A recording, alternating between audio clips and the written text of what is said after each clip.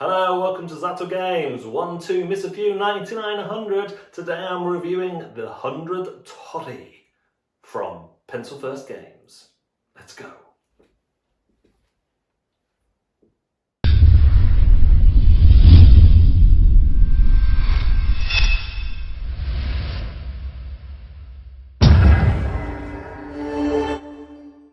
Welcome, this is the 100 Torii. I think I'm saying that right, I probably should have checked on Google, but it's too late now, by Scott Caputo, coming from Pencil First Games. It is a tile laying game. Let me just show you first the box, okay? Nice small box. The one thing I will say is it comes with this piece of paper, which is a very specific way of stacking everything back in the box. Now, it works, but you have to put things in the right order, including tokens and stuff, and it's just a little bit of a faff. I know throwing it all in and shaking it around would have been more chaotic, and it's nice that they included this, but this is one game that certainly would benefit from game trays. In fact, I've left the smaller tokens in their bags simply because I'm not going to be able to play it right now, so I can't. So I don't want to put all the tokens out. Every player will start with 2 tiles and a couple of coins. This is the only time you get coins in the game. They are used as kind of they're used as tokens, but you can't get any points from them, so you may as well use them. So in the game, you're trying to make paths between 2 matching icons here. So you've got the 6 icons here, and scattered around you've got the level 5 icons, we call them for the sake of things. The first thing you do is decide if you're going to employ the help of one of the characters. Now, each character has a cost, which is here. So 1 for the top 2, then 3 for the other 2, and they have a action. So the vendor will let you discard a tile and draw 2 tiles. Normally you only have 2 tiles in your hand. The samurai gets placed adjacent to a tile on blocks placement. So the samurai guy, girl, would go here. If you didn't want someone to place there, you place it there. It goes straight on the table, blocking placement. The poet gets placed on a landmark, blocking that landmark, which is useful when you want to make a longer route. The geisha lets you play 2 tiles and score the second tile only. And the gardener lets you place a tile on top of another garden tile. So, you will employ one of those. The first time you employ one of those, you take their tile, and that's 2 points at the end. The second time you employ that same character, you flip that tile over and you get 4 points. The third time, if you're the first person to use that character 3 times, you take this big 3-pointer there. But otherwise, you're just placing tiles. So, in this case, I've got a blue gate there. Gates are pretty good, so I'm going to place this here. And then I've got 1, 2 tiles between the 2. I'm not sure, I always call them the doggy ones. So I would get, I've lost myself. I would get a non-matching tile for a blue gate. If it had been a red gate, I would get a red same token. So I get 1 token of the doggy type for matching these 2 along the shortest path, and then I get 1 of any other type because I went under a blue gate. If I'd gone under a red Torii gate, I would get another token of the same type.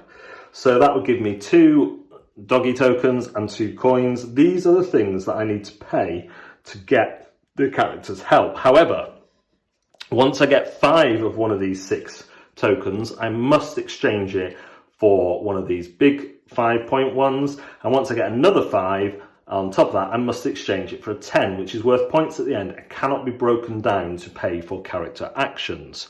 As well as doing characters, at the end of the round, I will check to see if I've scored any achievements, which are for having 6 of all 6 level 5 of these tokens, all 6 at level 10, or creating enclosures. So enclosures are created when you do have a little bump at each end of something.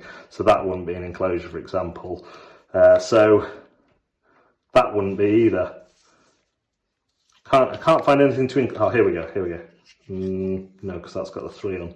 Here we go. So here's an enclosure, for example. I've enclosed that area there, so that path is totally enclosed, and that would get me this, which flips to that, and then the third one you get bonus points for.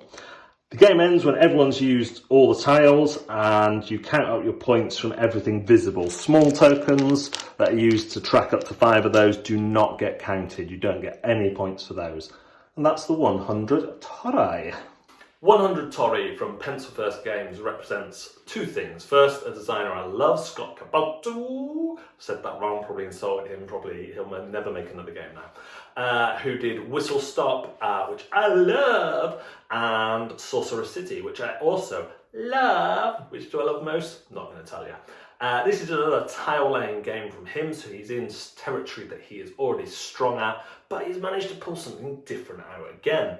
Also, Pencil First Games are they seem to have reached the mountaintop, for me at least, in terms of the quality of their games. Their games were always deliciously gorgeous productions, component-wise, but now they seem to just, woo!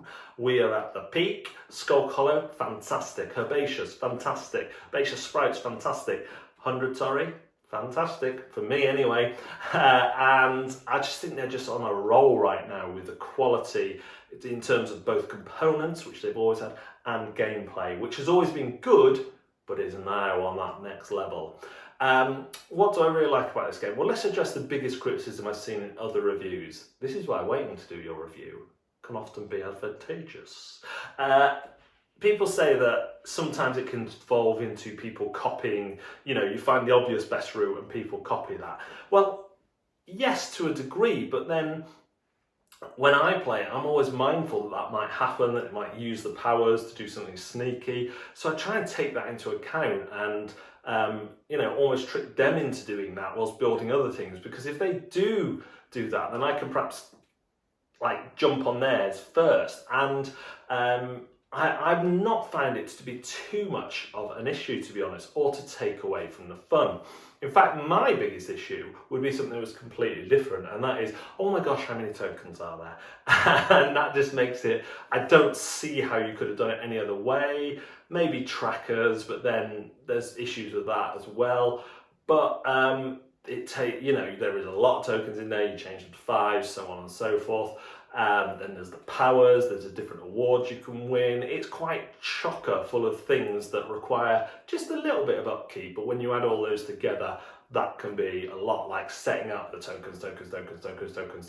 So that would be my biggest problem, even though it doesn't detract from me from that gameplay of laying a tile, trying to work out the best route, trying to grab bonuses before other people can, and all that sort of goodness. I really like 100 Torii.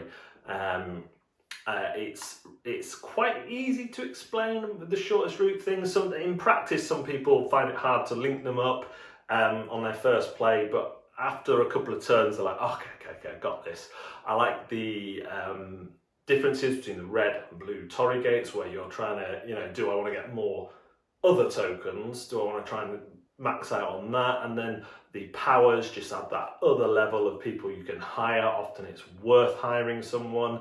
It does make it a game where some people can take quite a long time on their turns. But you're going to know if those people are in your group and how this is going to play out for them. The artwork, the components, brilliant. The replay value, I think it's got good replay value. Not the best I've ever seen, but not the worst either. So I think it's in that mid-range. It won't be a game you play multiple times in a row simply because of the setup and stuff, but it will be one that will see play on various nights.